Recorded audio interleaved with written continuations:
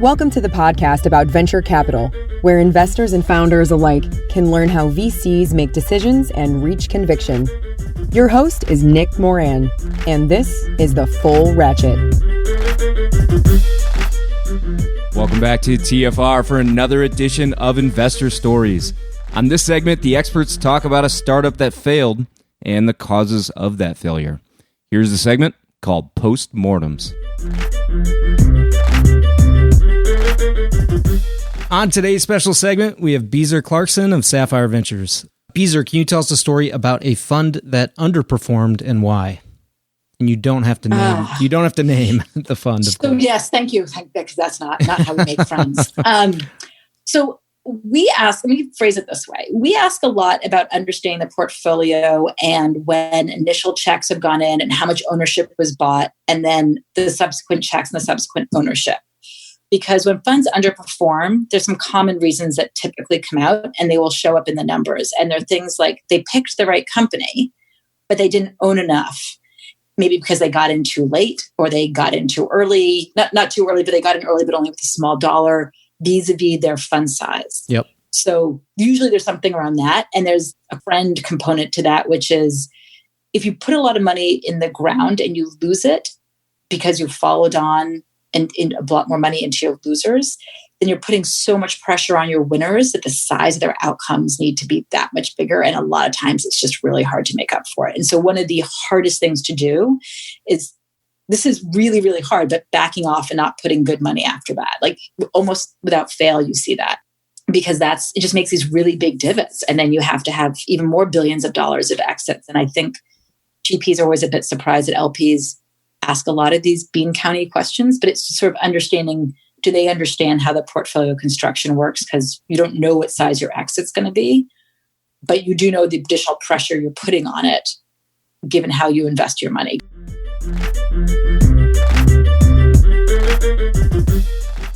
On today's special segment, we have Alex Osterwalder, the creator of the business model Canvas and founder of Strategizer. Alex, can you tell us a story about a startup or an innovation concept that failed and why it failed? So one that I didn't work on, but I think is a good lessons learned is Better Place. So you might be familiar with Better Place. They wanted to make electric vehicles popular around the world. And they said, what's the biggest pain of electric vehicles? Well, charging the battery. So they said, we're going to build a battery swapping infrastructure where you drive into this battery swapping stations, you swap the battery in 2 minutes, you drive out, so problem solved. They had a great CEO, Shai Agassi, experienced business professional, who was going to become the CEO of SAP. They had a great business plan, they raised a lot of money, and they went belly up. Guess how much money they lost in the process? $850 million. Whoa. Because they built the infrastructure. So again, that Vinod Khosla's quote, when you have too much money, you actually decrease the chances of success because you're going to build something prematurely. So that's a case inside, in the startup world. And then the equivalent is Flow TV. Qualcomm invested in a project called Flow TV, which was mobile TV around the world or in the US. They had to fire their customers because not enough people were interested. That was a $1.6 billion failure because the company invested in a project that wasn't tested. So I think there's ample examples now of investing into big failures without having done the experimentation necessary to reduce the risk of failure. Seen plenty of that.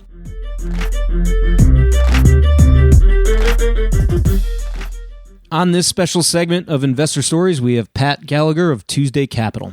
Pat, tell us a story about a portfolio company that failed and why it failed. I won't name names, but this was early on. I think this is a fund one company for us as well. And this is where we really got religion on round size and being capital efficient.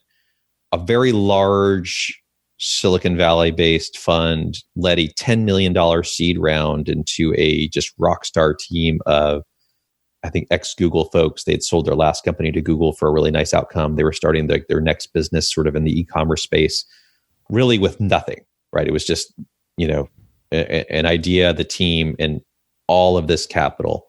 And it was a complete and utter shit show, right? Honestly. Yikes. they overhired. They immediately had 35 people working on a problem that didn't even have market fit yet.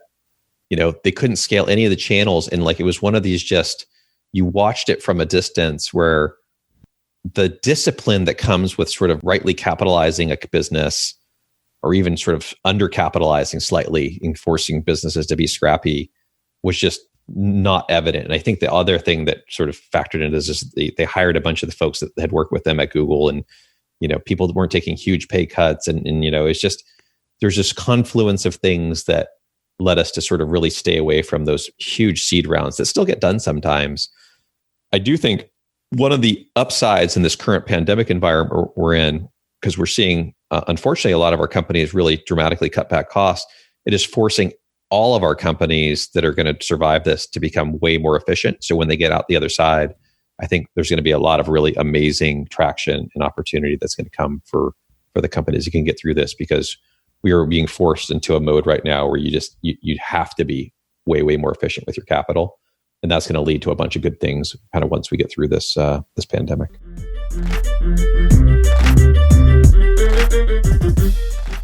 On today's special segment, we have Steve Blank. Steve, can you tell us a story about a startup that you've worked with that failed and why it failed?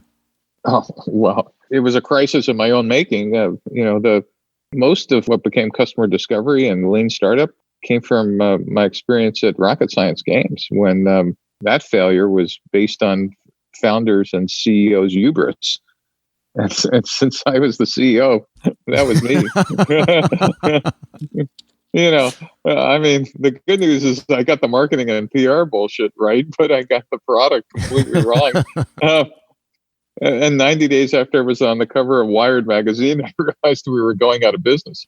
And the biggest reason was I believed their own bullshit, but wasn't talking to customers. And it turned out customers hated our product. But I kept saying, look at our press. How can they hate our product? The press says we're geniuses.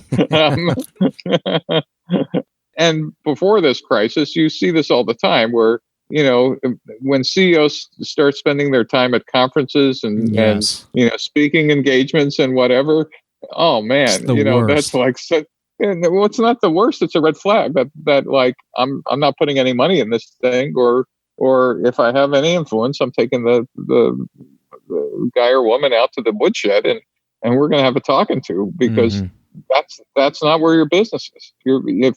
Why aren't you talking to customers? Why aren't you, figuring out what people need? Why aren't you getting feedback on product? The only reason to go to conferences is, you either are trying to create end user demand to drive it into your channel, or you're trying to create, a reality distortion field for fundraising.